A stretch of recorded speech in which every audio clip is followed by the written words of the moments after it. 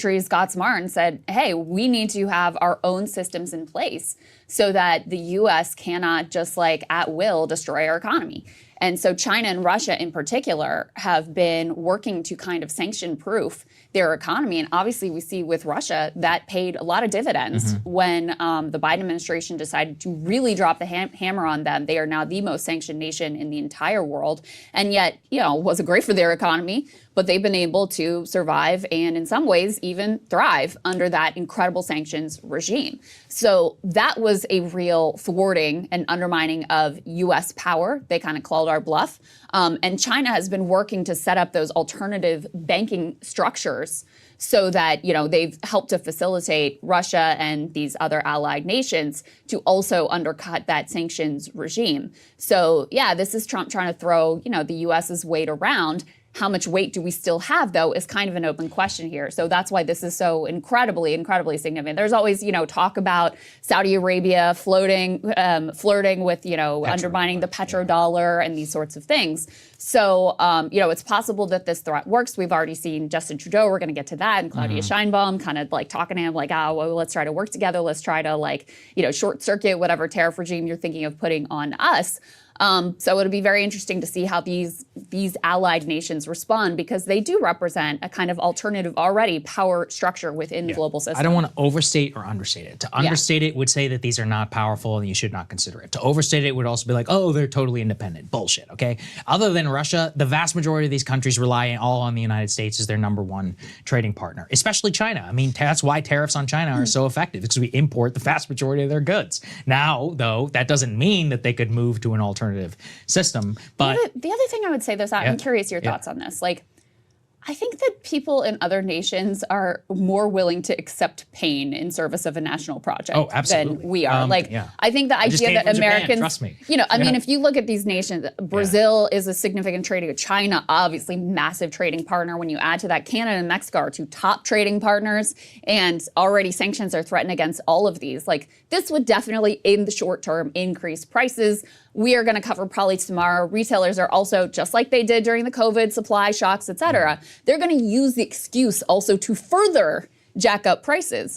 And I just don't know that the, American consumer, like our whole social contract is basically built upon you're going to get low prices. Yeah. So there's an expectation here that maybe doesn't exist in other places around the world. You're absolutely right. Definitely in homogenous, more nationalistic countries, they're much more willing. That said, economic stagnation and issues does not come at no cost. So in Russia, the Putin regime has survived. That said, people in Russia, they're suffering. Let's be honest. I mean, look, their economy has been able to survive, but basically it's a wartime nation. Everybody relies on the state. Inflation, is totally out of control. They've lost a lot of connections to the West. I don't think average daily life in Moscow has gotten better as a result of the war in Ukraine. Surely. It's possible, right? Things could move on. Now, that doesn't mean that, they're not going to have a revolt like Americans want them to, but it's not like it hasn't come at zero. Now, remember, too, in China, there's a real social contract, too, with them. They give up all their freedoms and they get to get rich. And the Chinese oligarchs,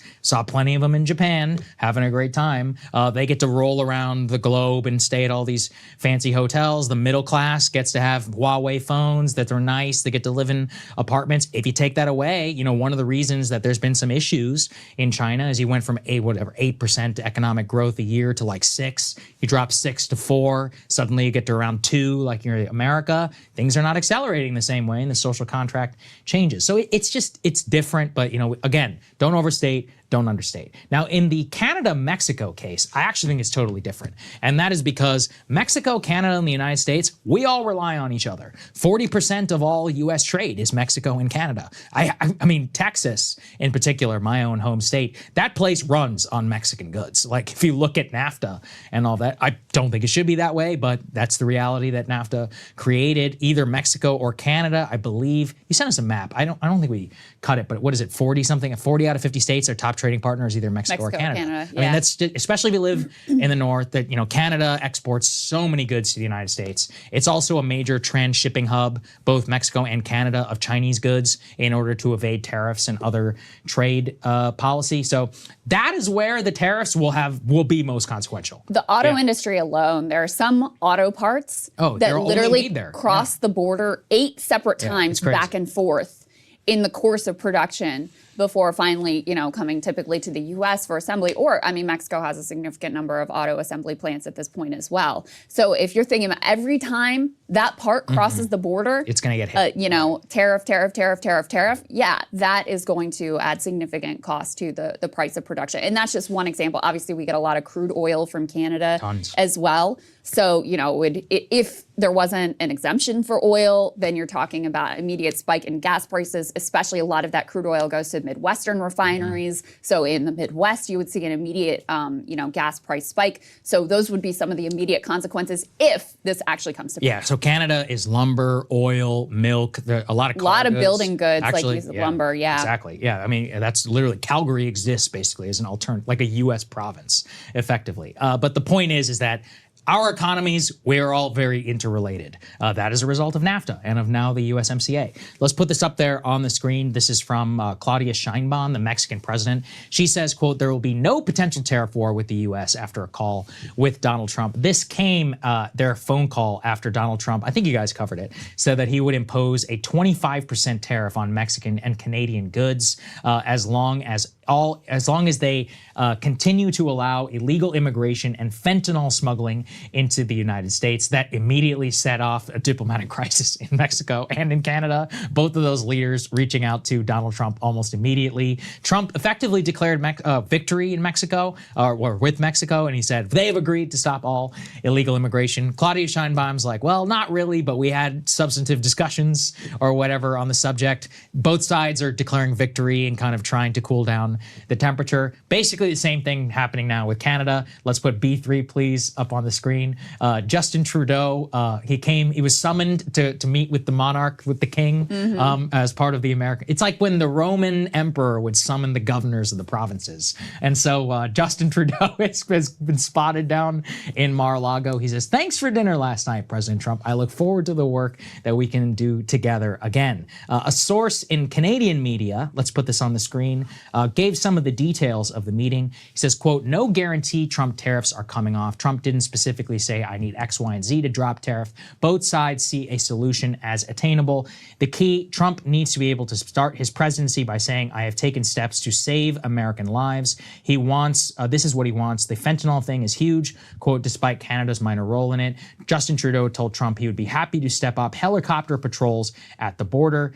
Quote, that said, the incoming Trump team likes tariffs. They will raise again and again trade deficits as a reason for them.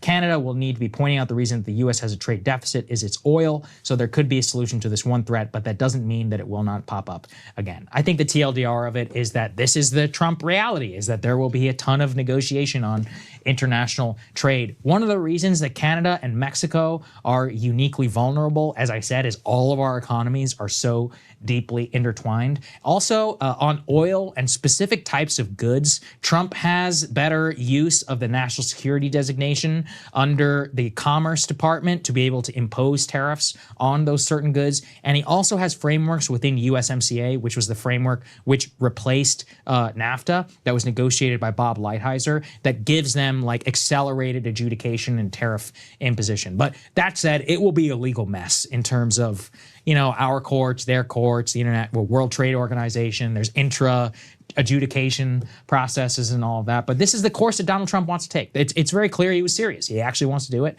So we'll see how it actually works out in terms of manufacturing and in terms of what it will actually look like for our trading relationship with these two nations. Yeah, and that was part of what was noteworthy about his framing this as being about fentanyl and migration, because that fits into that like national security it only makes framework. Sense with Mexico. That's what I mean, look, I'm not a Canada stan, but like we don't have a ton of illegal drugs coming across the Canadian border. There are a lot of trade beefs with the Canadians. They take us to the cleaners on milk and car parts and a lot of oil and a lot of different stuff. But like that has nothing to do with fentanyl. But the reason why he's saying fentanyl is, like you just said, you have specific national security designation to protect the United States of America, where if you classify it under that, you can impose certain types of tariffs. It can't just be like, we're not happy with this trade relationship, because that's not a national security emergency. And so I think they feel they have broad latitude. And I think my understanding is in the past, the courts have granted broad latitude. You know, president gets to decide what is a national security emergency and what's not.